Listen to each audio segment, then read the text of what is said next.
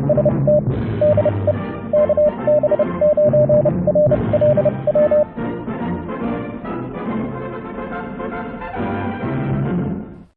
YouTubers and fellow hams. Well, I have another Quartz Fest video I'll be working on, but in the interim, when I got back here by Yuma, I decided to put up another mast and get my antenna back up. I've got the doublet up. But for the mast, instead of the spider beams, I am looking at and trying out a Max Gain Systems push-up mast that was sent to me by Terry. Thanks, Terry. Max Gain Systems, let's look at their website. The mast comes from Max Gain Systems Incorporated. Looking at their website here, we see that they sell quite a few things. Lots of fiberglass products, different types of tubes and extrusions, connectors and accessories, spreader kits for antennas, ultralight aircraft parts, painter's pole, extension poles. They have all kinds of products here. But the particular product that Terry sent me is their 32-foot standard duty fiberglass push-up mast, MK-6-STD. And this is their page on the mast itself.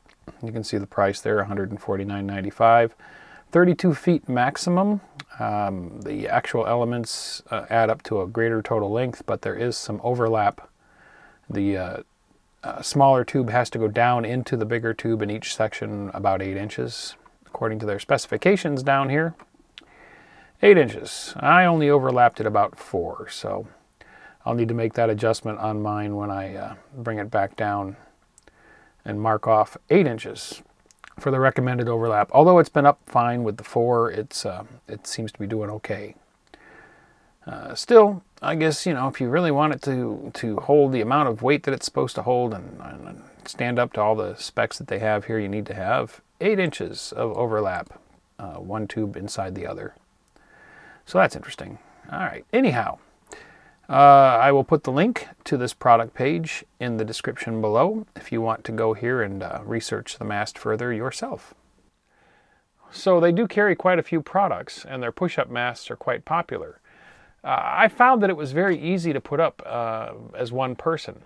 Now, they make these to be capable of being up in a long-term installation. Myself, I will be using it for temporary installations as I move around, maybe 2 weeks at a time or a month at a time.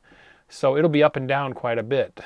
So I'm not guying it at 2 or 3 levels like you would for a permanent or more load-bearing installation. I'm just using it to hold up a wire antenna or 2.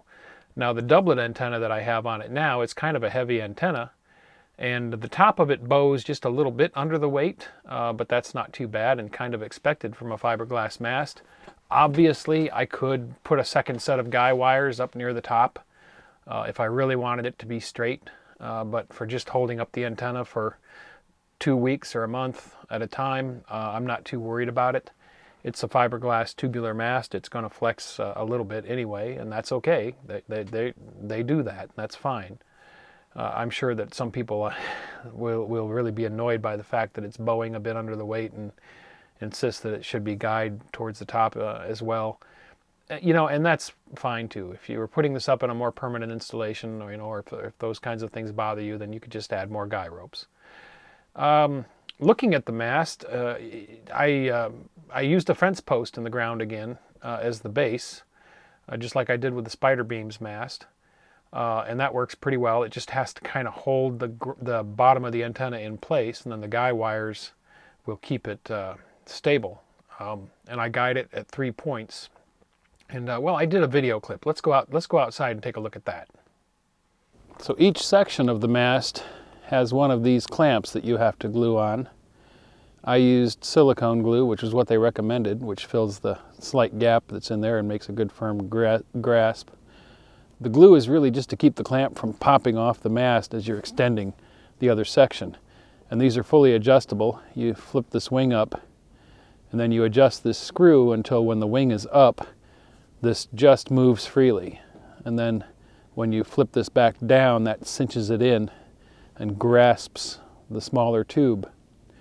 Now what I did on these was I brought the tube up to the top edge and then I extended it back down so I could measure it, and I brought it back down into the tube about that far. So the mating between this inner tube and this outer tube of this much space, that takes up these types of forces, instead of having all of those forces trying to twist on your clamp, which would loosen up that glue, you see.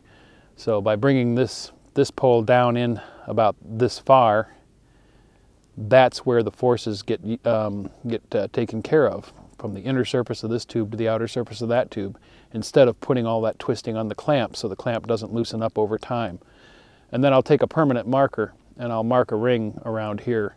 So in the future, when I'm extending the pole, I'll just extend it until I see my ring, and I'll know that I'm right. That'll make it quicker, especially if you're extending the mast upright, you know, with the weight on it. That'll just make it quicker to deploy. But overall, this quick release system makes this mast very quick and very easy to put up and take down. Now, it has held up pretty well. We did have a windstorm soon after I put it up, which was an excellent test, and I went out and shot a bunch of video. And as you'll see, the mast is really not moving around very much at all. Now, this was a 40-mile-an-hour steady wind with gusts even higher. And overall, it did not move around much at all. It just stood there right through the windstorm like it was nothing. So it's definitely stiff enough to deal with wind pretty well. And I didn't have any problems at all. We'll just look here at we'll just watch it dance in the wind a little bit here for a moment.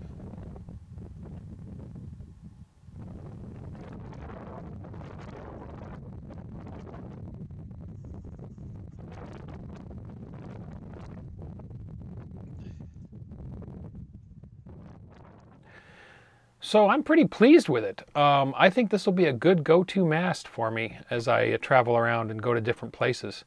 Fairly quick and easy to put up. It took me about an hour to erect it. Maybe a little less time than that, because part of that time for me was spent gluing those clamps on. When you get the mast kit, the poles are bare and the clamps are separately bagged, and you have to glue them on. Now, they recommend silicone glue, which is what I used. It's like a silicone rubber. In fact, you probably could use silicone rubber as the glue. The glue really only has to hold the clamps in place as you're extending the mast, as you're pulling up on the pole, so you don't pull the clamp loose from the bottom, the next pole down. So it doesn't have to be all that strong. It just has to fill the gap between the clamp and the tube, the teeny tiny little gap, and hold it in place. And so I used silicone rubber glue, or silicone glue, which is basically silicone rubber. That seals up the gap and holds it just fine. When the mast is up, the weight pushing down is pushing the clamp down onto its fitting, so there's no strain there that has to be taken up. The other thing is that the inner tube above, as I think I mentioned in the video clip, goes down into the tube below a little ways. I had it about 4 inches in. They say it should be 8. So I guess it depends on the load. I'm just holding up a wire antenna. If you were going to put a small Yagi antenna, like a 2 or 6 meter Yagi on there, you probably would want to, you definitely follow their spec and put that inner tube down 8 inches into the outer tube to give it a good mating surface there to take up those forces that do this, you know. You don't want those forces translated to the clamp, and I'm being redundant. I think I talked about that when I looked at the clamps out on the mast. So I'm pretty pleased with it. I think it's going to be a very useful mast for me. I can get it up fairly quick. Pounding the fence post into the ground doesn't take much time, and then just strapping it to it, you know, tying on the guy wires, and then just extending it up, clamp, extend it up, clamp, extend it up, clamp. Those quick release clamps make it really easy to do. So it'll be a nice, quick and easy mast for me to deploy as I move around. So thanks, Terry, again for sending it to me. Max Gain Systems, the web link to their site is in the description below if you want to go and research it yourself. And I hope you found that helpful. We'll see you in the next video. Thanks for watching. If you enjoyed the video, don't forget to give it a thumbs up. Also, if you're not already a subscriber, click to subscribe. Join us on the Facebook channel for discussion about the videos. And if you'd like to help support this channel, please click to support me on my Patreon page.